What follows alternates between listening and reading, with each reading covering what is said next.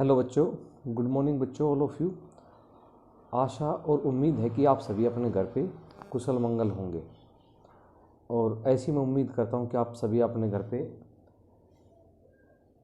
एकांत में और अपनी आगे की जो हमारी ऑनलाइन या यूट्यूब के माध्यम से जो भी हमारी वीडियो आ रही है उस पर अच्छी तरह से आप समझ रहे होंगे।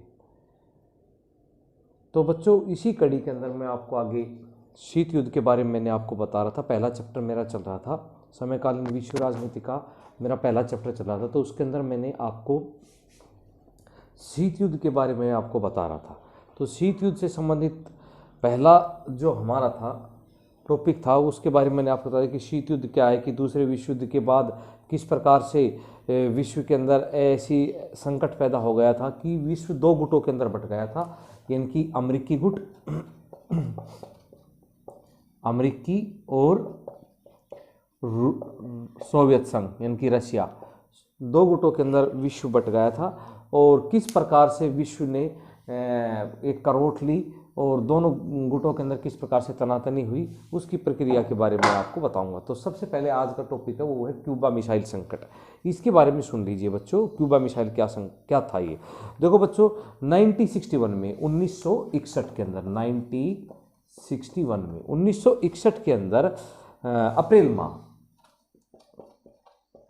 1961 अप्रैल के अंदर सोवियत संघ के नेताओं ने यह चिंता सता रही थी कि अमेरिका साम्यवादी और साम्यवादी द्वारा शासित क्यूबा पर आक्रमण कर देगा। यानी कि अमेरिका, क्योंकि क्यूबा अमेरिका के नज़दीक लगा हुआ एक छोटा सा टापू नुमा देश है, जैसे हमारे मालदीव या श्रीलंका है।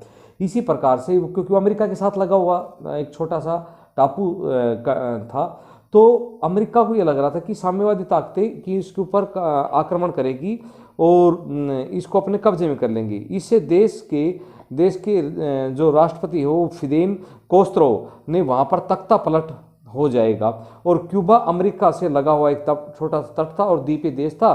तो क्योंकि क्यूबा का जुड़ाव सोवियत संघ से था और सोवियत संघ ने उसे कूटनीति तैयार की थी, जिससे क्या हुआ कि सोवियत संघ के जो नेता थे, जो खुश्चेव थे, उन्होंने क्यूबा को अपने सैनिक अड्डे के रूप में तब्दील कर लिया था कि अमेरिका यदि कोई किसी प्रकार से कोई गतिविधि करता है, यानी कि हमारे साथ, रशिया के साथ, तो हम उसके सबसे नज़दीक जो ठिकाना है वो क्यूबा है। तो क्यूबा के ऊपर हम अपनी सैनिक गतिविधियों को हम ज़्यादा बढ़ा सकते हैं।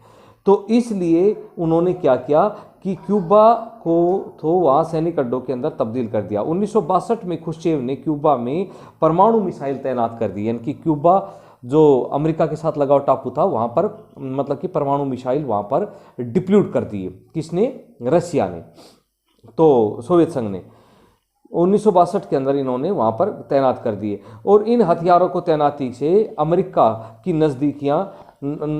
ज़्यादा नज़दीकी निशाने पर आ गया। अमेरिका ने इसे सीधा सीधा अपने ऊपर आघात समझा और अपने ऊपर अटैक समझा कि ये सीधा सीधा हमारे ऊपर अटैक करने वाला है। शीत युद्ध की ये पहली और बड़ी घटना के रूप में इसको हम देखा जा सकता है, पहली और बड़ी घटना के रूप में। क्यूबा में सोवियत संघ द्वारा परमाणु हथियार तैनात करने और भनक अमेरिकियों के कारण आपस में दोनों देशों के बीच में ये कंट्रोवर्सी बढ़ती चलेगी। क्यूबा मिसाइल संकट शीत युद्ध की चरम सीमा को माना जाता है, यानी कि दोनों देशों की एक मेन मतलब कि जो डिप्लोमेसी थी उसको ख़त्म करने का मतलब कि समझो कि आपस में उनकी दोनों की जो तनातनी थी वो बिल्कुल एकदम अंतिम छोर के ऊपर पहुंच गई थी। साथ ही अमेरिका तथा इसके साथी देशों के बीच में प्रतिद्वंद्विता का तनाव था वो धीरे धीरे और ज़्यादा बढ़ता चला गया। इसके साथ साथ शीत युद्ध सिर्फ जोर आजमाइश या सैनिक गठबंधन अथवा शक्ति संतुलन का मामला नहीं था, बल्कि इसके बदले में विचारधाराओं की लड़ाई थी, यानी कि आपस में जो उनकी विचारधाराएं थी उनके बीच में भी ये लड़ाई थी। और पश्चिमी गठबंधन की अगुवाई अमेरिका कर रहा था और पूर्वी गठबंधन की अगुवाई आपको पता ही है, तो मैंने परसों वीडियो के अंदर आपको बताया था। पूंजीवाद का समर्थन अमेरिका कर रहा था, साम्यवाद का समर्थन रशिया कर रहा था। तो इन दोनों चीज़ों को लेकर इन दोनों के बीच में आपस में कंट्रोवर्सी होती चली गई, यानी कि ये क्यूबा मिसाइल संकट दोनों देशों के बीच में एक महत्वपूर्ण कड़ी के रूप में इन्होंने काम किया। अब इसके बाद यानी कि ये तो मतलब कि कंट्रोवर्सी की शुरुआत का पहला यानी कि 1945 के बाद 1945 के बाद धीरे बढ़ता बढ़ता ये 1962 के अंदर ये क्यूबा मिसाइल संकट था, ये चरम सीमा के ऊपर था। इसके बाद विश्व के अंदर दो ध्रुवीय विश्व बिल्कुल स्पष्ट रूप से बढ़ते चले गए। इनकी दो ध्रुवीय विश्व की शुरुआत किस प्रकार से हुई?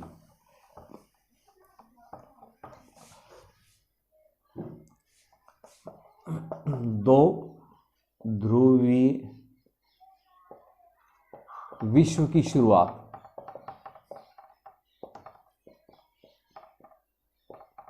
दो ध्रुवीय विश्व की शुरुआत किस प्रकार से हुई?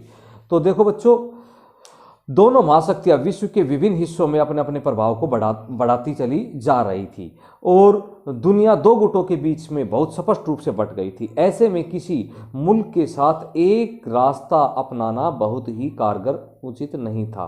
परस्पर विरोधी गुटों के आपस में जो विरोधी गुट थे, इन दोनों विरोधी गुटों की में अपेक्षा के छोटे छोटे देशों ने अपने आप को इन दोनों गुटों से अलग करना शुरू कर दिया। लेकिन कुछ कंट्री ऐसे थे जो रशिया के साथ आ गए और कुछ सोवियत संघ के साथ आ गए और कुछ कंट्री ऐसे थे जो अमेरिका के साथ चले गए और ये जुड़ाव धीरे धीरे विश्व स्तर के ऊपर बढ़ता चला गया। पश्चिमी गठबंधन के बारे में मैंने आपको बताया था कि अप्रैल 1949 के अंदर उत्तरी अटलांटिक संधि संगठन नाटो की स्थापना की, जिसके अंदर अमेरिका था और उसके 12 उसके जो सहयोगी कंट्री शामिल थे, जिन्होंने यह घोषणा कर दी थी कि हम अमेरिका के मतलब कि साथ में रहेंगे। उत्तरी अमेरिका तथा यूरोप के इन देशों में जो 12 कंट्री शामिल हुई, नाटो के बारे में आपको बताता हूं। अब नाटो के बारे में आपको बताऊं, सबसे 2 या 3 नंबर का क्वेश्चन कई बार आता है इस नाटो का, तो नाटो के बारे में आपको सुन लीजिए। तो उत्तरी अमेरिका तथा यूरोप के इन देशों ने किसी एक पर हमला नहीं, मतलब कि यदि हम नाटो के किसी भी सदस्य के बाद जो 12 कंट्री है इनके ऊपर हमला होता है तो सभी के ऊपर अटैक माना जाएगा। और इनकी अगुवाई कौन कर रहा था? यानी कि अमेरिका कर रहा था। इसके साथ साथ ही सोवियत संघ ने भी एक अपना मतलब कि संगठन स्थापित कर लिया जिसका नाम था वर्सा पैक्ट, इनकी वर्सा पैक्ट के नाम से स्थापित कर लिया। और इसकी स्थापना कब हुई? 1955 में। इन्होंने 49 में कर ली और इन्होंने वर्सा पैक्ट की स्थापना कब कर ली? 1955 में इन्होंने वर्सा पैक्ट की स्थापना कर ली। और इसका मुख्य कारण था कि नाटो के जो सदस्य थे इनकी गतिविधियों को आगे से आगे रोका जाए। शीत युद्ध के दौरान अंतर्राष्ट्रीय गठबंधनों के निर्धारण में महाशक्तियों की जरूरतों को दिन प्रतिदिन और ज़्यादा बढ़ाता चला गया और धीरे धीरे विश्व के अंदर और इसी प्रकार से छोटे छोटे यानी कि दक्षिण पूर्वी एशियाई संधि संगठन, जिसे शीटो के नाम से जाना जाता है, ये संगठन बना। शेंटो बन गया यानी कि केंद्रीय संधि संगठन, सेंट्रल, CENTO सेंटो, केंद्रीय संधि संगठन, इनकी स्थापना होती चली गई। शीत युद्ध का जो दायरा था वो धीरे धीरे क्या होता चला गया? बढ़ता चला गया, यानी कि और ज़्यादा इनमें कंट्रोवर्सी होती चली गई। अब शीत युद्ध के दायरे क्या क्या थे उसके बारे में आपको मैं बताता हूँ कि शीत युद्ध के क्या क्या दायरे थे, उन दायरों के बारे में आपको बता रहा हूं।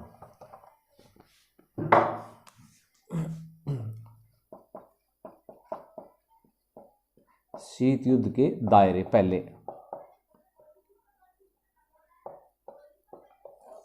क्या क्या थे इसके बारे में सुन लीजिए बच्चों। शीत युद्ध के दौरान अनेक संकट सामने आए। जैसे सबसे पहले तो मैंने क्या बताया था? क्यूबा मिसाइल संकट। सबसे पहले क्यूबा मिसाइल संकट सामने आया और शीत युद्ध के दौरान खूनी जो लड़ाइयाँ थी वो धीरे धीरे इस प्रकार से बढ़ती चली गई। यानी कि दोनों खूनी लड़ाइयाँ प्रत्यक्ष रूप से नहीं हुआ बल्कि इनडायरेक्ट मतलब कि अप्रत्यक्ष रूप से आपस में कंट्रोवर्सी और ज़्यादा बढ़ती चलेगी। और दोनों महाशक्तियाँ ने इस प्रकार से कोरिया, बर्लिन, कांगो की शुरुआत में इस प्रकार से नए नए संकट पैदा होते चले गए विश्व के अंदर, जो इन गुटों के अंदर शामिल होते थे। जब हम शीत युद्ध के दायरे की बात करते हैं तो हमारा आशय ऐसे क्षेत्रों से होता है जहां विरोधी खेमों के अंदर दोनों बीच के अंदर जो संकट के जो बादल मंडराए, इनकी संकट की जो स्थिति पैदा आई वो अवसर पैदा होते हैं। तो युद्ध हुए या न होने की संभावना बनी हुई, और इसी के कारण जो संकट पैदा हुए उन्हें शीत युद्ध के दायरे के रूप में कहा जाता है। जैसे बर्लिन संकट था, जैसे कांगो संकट था, अब आगे चल के और बताएंगे हम आपको। तो और ये जो आपका क्यूबा मिसाइल संकट था, यह भी मैंने आपको बताया। तो ये संकट थे, ये इन्होंने शीत युद्ध को और मतलब कि आग में घी की तरह काम करना शुरू कर दिया। ये तो आग के अंदर जिस प्रकार से घी झोंक दे तो ज़्यादा तीव्र हो जाती, तो इसी प्रकार से ये जो और ये बीच भी छोटे छोटे कंट्रोवर्शियल जो पैदा हुए आपस में इन दोनों महाशक्तियों के साथ जो भी कंट्री थे, इन कंट्रियों के बीच में जो और कंट्रोवर्सी पैदा हुई, उन्होंने शीत युद्ध के दायरे को और ज़्यादा बढ़ा दिया, शीत युद्ध के दायरे को और ज़्यादा बिल्डअप कर दिया। और ऐसे कई मुद्दे आए जिसमें शीत युद्ध के संघर्षों ने कुछ गहन संकटों को टालना असंभव समझा, और इसी के दौरान भारत ने भी अपनी स्थिति को स्पष्ट करते हुए इन्होंने क्या किया, गुट निरपेक्षता का एक आंदोलन शुरू किया। उसके बारे में मैं आगे आने वाली वीडियो में मैं आपको बताऊंगा। तो अभी मैं आपको शीत युद्ध के जो घटनाक्रम है उसके बारे में, शीत युद्ध के दायरे हैं उसके बारे में बताता हूँ। सबसे पहले था साम्यवाद को रोकने के लिए अमेरिकी राष्ट्रपति ट्रूमैन का सिद्धांत। ये 1947 के अंदर, यानी कि ट्रूमैन अमेरिका के राष्ट्रपति थे, उन्होंने क्योंकि ट्रूमैन का सिद्धांत ये 1947 में ये पहला था। तो 1945 के बाद जो ट्रूमैन ने 1947 के अंदर ये सिद्धांत दिया कि साम्यवादी ताकतों को किस प्रकार से रोका जा सकता है, तो ये शीत युद्ध का पहला चरण था। दूसरा था 1947 से 1952 तक, 1947 टू 1952 के अंदर मार्शल प्लान, यानी कि पश्चिमी यूरोप के पुनर्गठन की अमेरिका की जो सहायता दी, यानी कि अमेरिका ने पश्चिमी जो पुनर्गठन करने के लिए, यानी कि पश्चिमी यूरोप के जो कंट्री थे उनको फिर से दोबारा बिल्डअप करने के लिए अमेरिका ने उन्हें कुछ सपोर्ट दे दी, ताकि वो कंट्री अमेरिका के हित के अंदर आ जाए। और अमेरिका के जब हित के अंदर आ जाएंगे तो वो उसके अधीन आ जाएंगे, और यानी कि उनकी सपोर्ट में आ जाएंगे। तो ये दूसरा कारण था। इसे मार्शल योजना के नाम से भी जाना या मार्शल प्लान के नाम से भी जाना जाता है। इसे क्या बोलते हैं, मार्शल प्लान के नाम से, यानी कि अमेरिकी इकोनॉमिक सहायता यूरोपीय कंट्री को पहुंचाना। ठीक है। तीसरा था हमारा 1948-49 के अंदर सोवियत संघ द्वारा बर्लिन की घेराबंदी, यानी कि सोवियत संघ ने, तीसरा था 1948-49 में बर्लिन, यानी कि जर्मनी की बर्लिन की घेराबंदी किसने कर ली, सोवियत संघ ने। और अमेरिका और उसके साथी देशों ने पश्चिमी बर्लिन के नागरिकों को आपूर्ति भेजी और सोवियत संघ से अपने विमानों से वहां से उठा लिया उन्होंने। आगे था 1950, नेक्स्ट था, चौथा टॉपिक था 1950 से 1953 में कोरिया युद्ध, यानी कि कोरिया युद्ध के बारे में मैंने पहले बताया था, अब आपको आगे और बता दूंगा मैं। ठीक है। उसके बाद 1949 में वियतनाम के हाथों में दमन द्वीप मतलब कि वियतनाम के हाथों में जो जो उनकी बांटने वाली जो रेखा है, 17वीं समानांतर रेखा है, उसके बीच में यानी कि अमेरिका और सीधे सीधे सोवियत संघ का हस्तक्षेप, यानी कि ये नेक्स्ट दायरा था। और इसी प्रकार से बहुत सारी अलग और भी कंट्रोवर्सी पैदा होती गई। जैसे 1954 से 1975 वियतनाम में, क्योंकि वियतनाम